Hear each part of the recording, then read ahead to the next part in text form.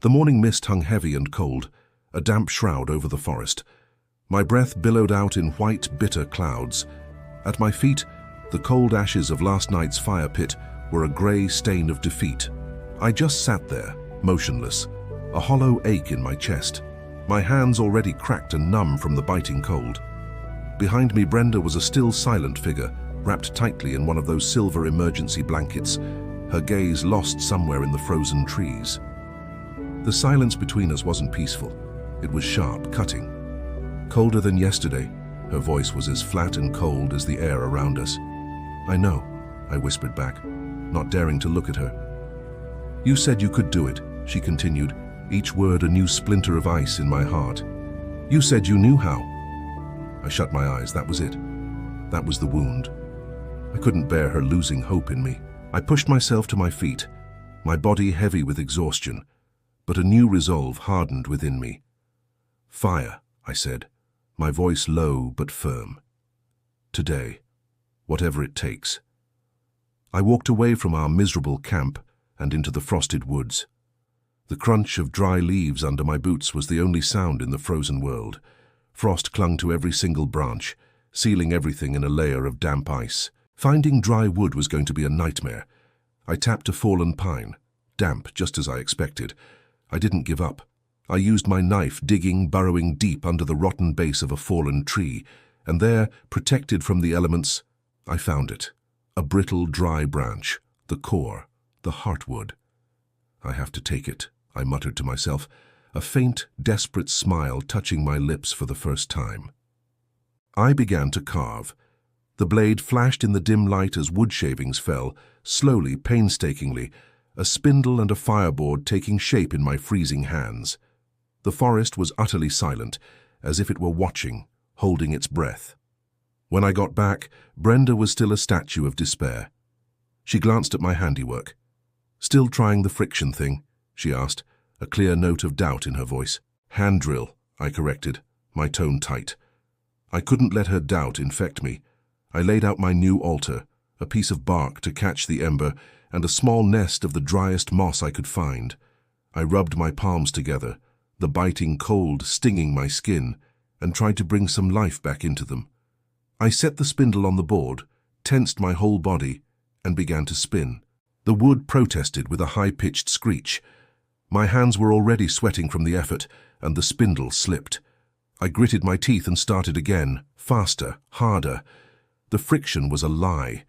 There was no warmth, only pain, as the wood tore into my palms. Blood began to well up, staining the spindle. "Stop, Alex!" Brenda's voice was sharp, laced with worry. "You'll destroy your hands." I just shook my head. No words. I couldn't spare the breath. I spun harder, faster, pouring every ounce of my frustration and fear into the motion. A tiny wisp of smoke rose, thin and hopeful, and then it was gone. Nothing. I collapsed, every muscle screaming, my spirit crushed. I stared at my hands. They were raw, red agony. Brenda knelt beside me, her voice softer now. "It's useless, it's too damp. I have to do it again," I panted, pushing myself up. I had to. There was no other option. I stood, ignoring the throbbing pain, and stumbled back into the forest. I had to find something better. My eyes scanned the forest floor, desperate, until they landed on the peeling, papery skin of a birch tree. Birch-bark. The oil. I knew its secret. It could burn even when damp. I could see the strength in its fibers. I carefully peeled off a few sheets and shredded them into a fine, fluffy tinder nest. When I returned, Brenda watched me, a flicker of new curiosity in her eyes. "You're bleeding," she whispered. "Doesn't matter," I said. It really didn't. I set the spindle again. This time, I used my body weight, pressing down with more pressure, pouring all my remaining desperation into the wood. The agony in my hands was a white-hot grind, but I ignored it. The wood screeched, a symphony of desperation and will. My face was a mask of sweat, dirt, and pure determination. "You're insane," Brenda muttered, but she didn't move. She was watching. And then, smoke. A thin grey wisp, but this one was different. It was steady. It was real. Brenda gasped, her eyes wide with disbelief. I stopped. My hands trembled violently, uncontrollably. There, in the dark dust of the fireboard, was a tiny, glowing amber dot. An ember. My heart hammered against my ribs. I carefully, reverently lifted the ember with the tip of my knife and placed it into the nest of birch-bark. I leaned down, my breath gentle, steady. My warm breath hit the nest, and the frost on the bark vanished. The ember flickered weakly. "Don't die," I pleaded in a whisper.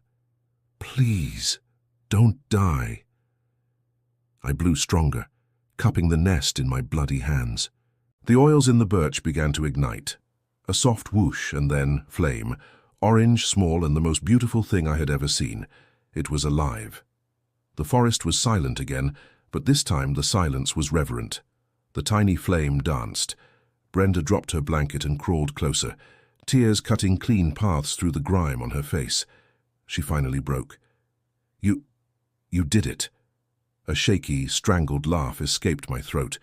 We did it. We sat together, shoulder to shoulder, feeding our new precious creation. The fire grew, and its warm crackle pushed back the encroaching night. As the sun set, turning the trees into dark silhouettes, our fire was a bright, defiant beacon in the vast darkness. Later that night, Brenda poked the fire with a stick. "Will it last?" "As long as we feed it," I said, looking at my hands, now crudely wrapped in torn cloth, dark with dried blood. "You paid a heavy price," she said softly. "Fire demands a price." She looked from my hands to the flames. "What does it give back?" I stared into the deep orange core of the fire. "Hope," I said. Our faces were illuminated, exhausted, but finally peaceful. "This morning," Brenda confessed, her voice barely a whisper, "I'd almost given up on you."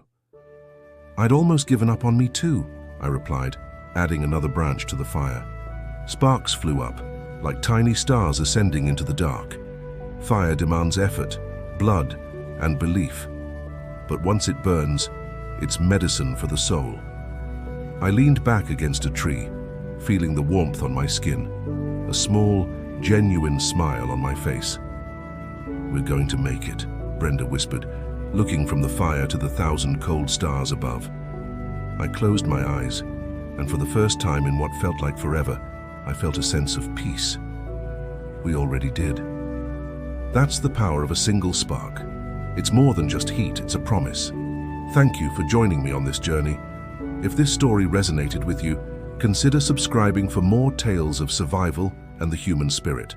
Stay safe and never underestimate your own inner fire.